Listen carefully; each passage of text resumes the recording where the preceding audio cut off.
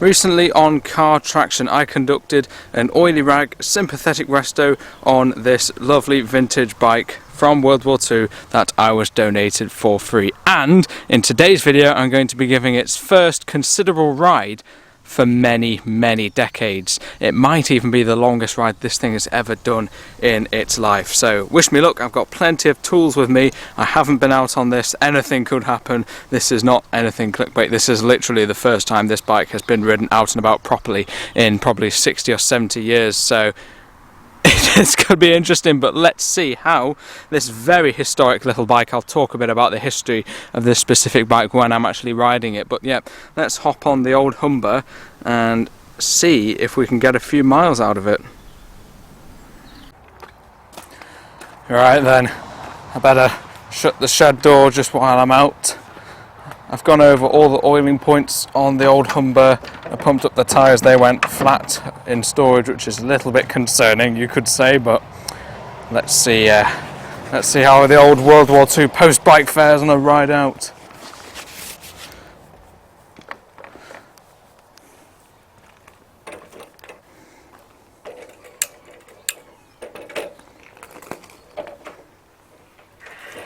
Just check my tyres before we go.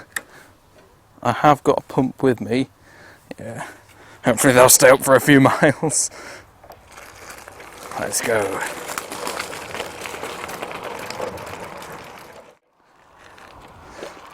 Let's see how this old thing goes.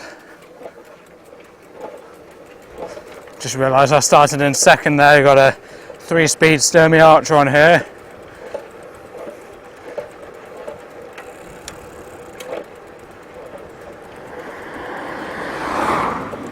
You know what, for first impressions, this thing rides really well. It probably hasn't ridden for something like 6 decades or something.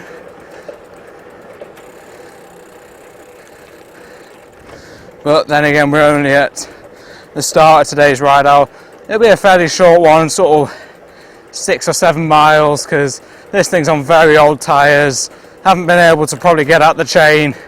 It's only been a very sympathetic resto, and I want to show this thing some respect because it's not in the best of condition, I will admit, but just for pootling around on a nice relaxing ride like this, absolutely perfect for the job.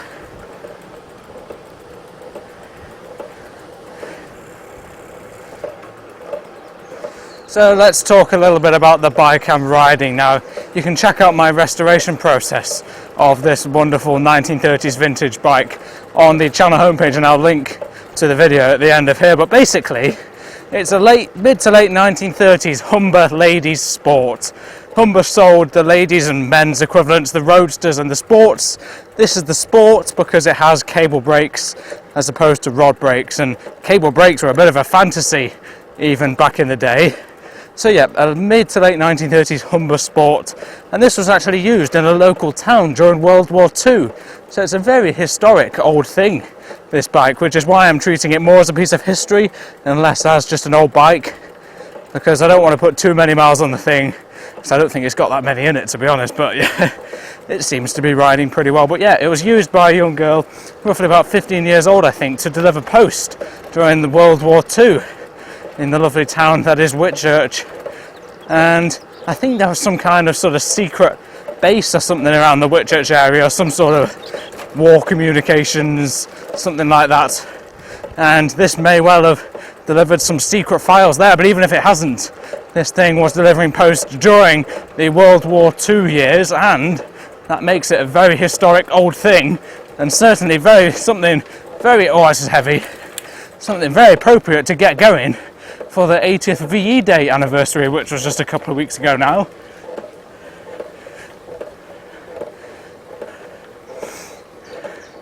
I always say these things are heavy, but as someone who rides majorly old bikes, you start to get used to it, to be honest. If you popped a modern race cyclist on this, they won't stand a chance, but I'm very much a believer in, if you ride these old things, it's so much harder, you get stronger. So. And also another belief is heavy, slow uphill, but heavy means fast downhill. We're coming up to a nice little dip here now. And yeah, after its service during the Second World War, this bike, by the sounds of it, just got abandoned in several garages. It went through several owners, I think, and then I was very kindly given it by a channel viewer about a month ago now, and then I gave it a very sympathetic restoration. I wanted to keep this one nice and original.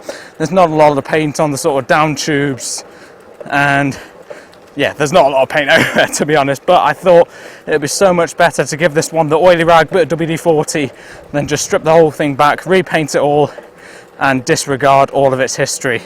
The frame is probably the scruffiest bit. As you can see, it's all the original switchgear here, original bell. These are some sort of slightly later 1950s era Miller dyno hub lamps. They do work amazingly, and yeah, I tested those out in the video, but I haven't got them on now because engaging the dyno hub, it's a thing that rubs against the rear wheel to generate electricity to power the light. Makes riding really hard, so I haven't got them on at the moment, but they do function. And what I was happy with is how well the chrome came up. I used some wire wool and some water, and that catalyzes some scientific-y reaction type thing, which brings the shine back. And as you can see, I'm getting dazzled by the sun off this little fella here, and I'm sure the rear dyno hub red lamp at the back is shining too. The chrome also came up quite well on that, so it looks quite smart, to be fair, and I think it's got a cool oily rag original look. Sharp right up here, so that'll give us the chance to engage first gear on the Sturmey Archer epicyclic hub transmission. I thought that was a car coming, but it's actually the train. We're quite close to a railway here.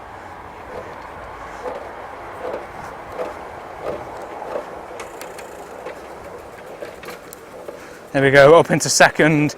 With hub gears, unlike derailleurs, you have to stop pedalling and then shift. With derailleur gears, where you have all the little cogs on the back, you have to pedal while shifting. It doesn't work if you don't pedal, but it's the other way around with the hub.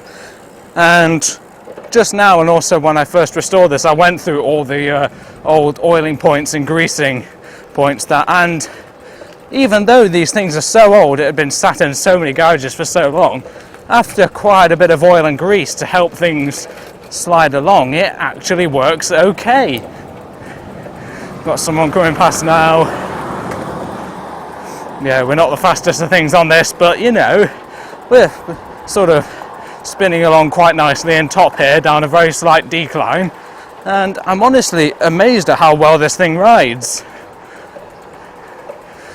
I did not think this would ride this nicely. I might be able to even get more use out of this one, I don't know, but it rides so well. Not fast, but a very nice and calm ride. Down to second. Yeah, I'm really impressed by this. It's probably been about 60 or 70 years since this has been in regular use, and it seems to be taken to, at least this first ride, very, very well.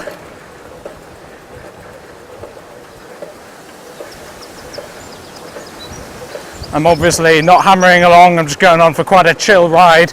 Go quite easy on the old girl, you could say, being a ladies' bike, of course.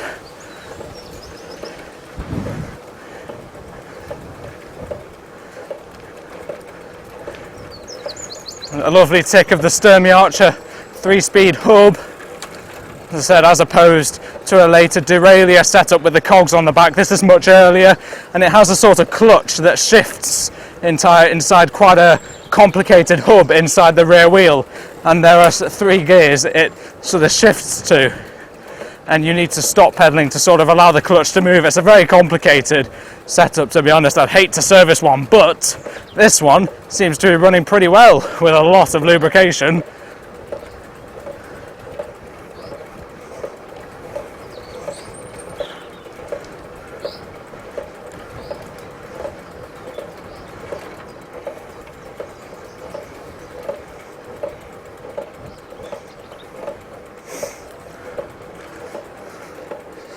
Tyres seem to be staying up as well.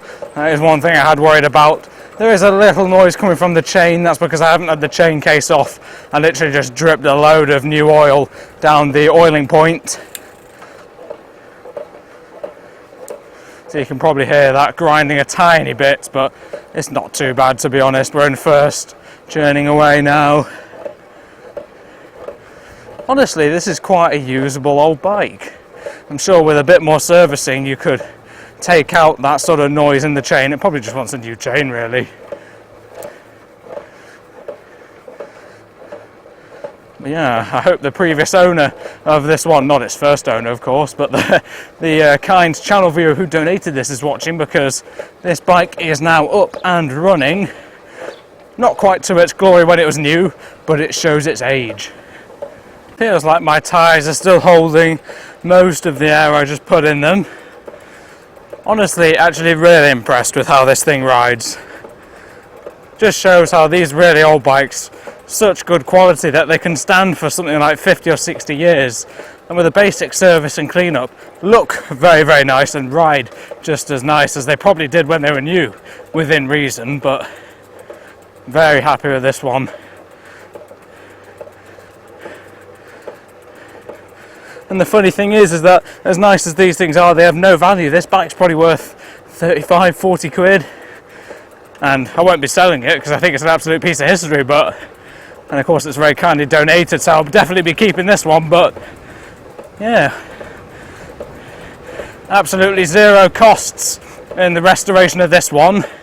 It's got a sort of 50s era Michelin tyre on the front, and probably a since new 1930s era Dunlop tyre on the rear, and both of them are using their original tubes, which is very impressive. So I didn't even have to buy any new tyres or tubes when I was recommissioning this one. It just shows as well, even old rubber seems to last better than the modern stuff.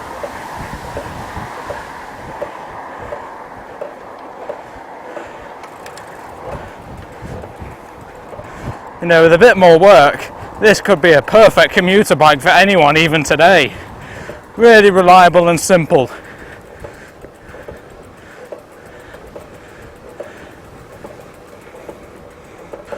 I just can't get over how everything's original on this bike, and it still works this well.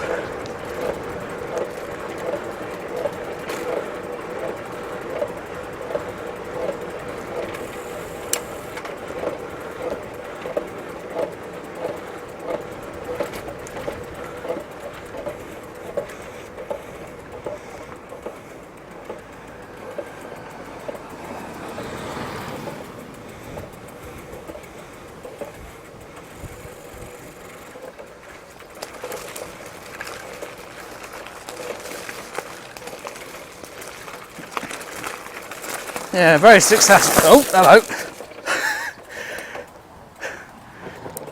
These old tyres don't have as much grip as I thought, but very successful test ride, apart from nearly falling off on the gravel.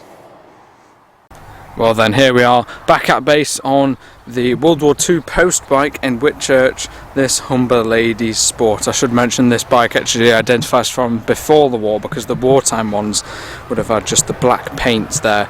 So this is actually a pre-war one that just happened to be relatively probably 5 or 6 years old during the Second World War. I talked about the dyno hub lamps. This is what it is, the Miller setup. So you, what do you do? I think so what you do is you push this little tab down, and now that is engaged with the rear wheel. So you can see as the rear wheel moves around, it pushes this thing around, which creates the electricity to go to that lamp, and then the electricity to go to that lamp as well, and then you just ping it off just like that. But I don't ride with it on because it makes riding so much harder, the additional resistance of the generator here. The only thing that I could criticise this bike on is that the chain seems to be grinding a tiny little bit, but that's because, to be honest, I don't have a great idea how to get these chain cases off on bikes like this. I've only been into bikes for about a year now, and I bought 4 or 5 of them already. But it's fine, you know. I'm not going to be putting many miles on this. If I was putting miles on this and it was going to be a regular user, I'd put a new chain on it. I'd probably put a couple of other cables as well, but it's just not worth it really. These tyres seem to hold up quite well. These are the Dunlop Roadster cold seal tyres, so I think this is probably one of the original tyres. There's a Michelin on the front there, which still looks very old, and I'm still pretty surprised that holds there, but this one is, I'm pretty sure, the older one. You can see quite advanced for its time, having cable brakes. One interesting thing that I didn't mention is, in the UK, usually this lever operates the front wheel brake, and this one operates the rear one, but it's actually the other way around on this, so that does the front brake and this does the rear brake. And as with any old bike, the front brake's a lot more useful than the rear one. It just seems to grab way better, because the rear one on a rod brake bike would have linkages all down there, pulling on there, and this one having these cable brakes with the very lovely fittings go there. And as I was saying, all the chrome came up really nicely. Very happy with how the Sturmialgia 3-speed is shifting as well.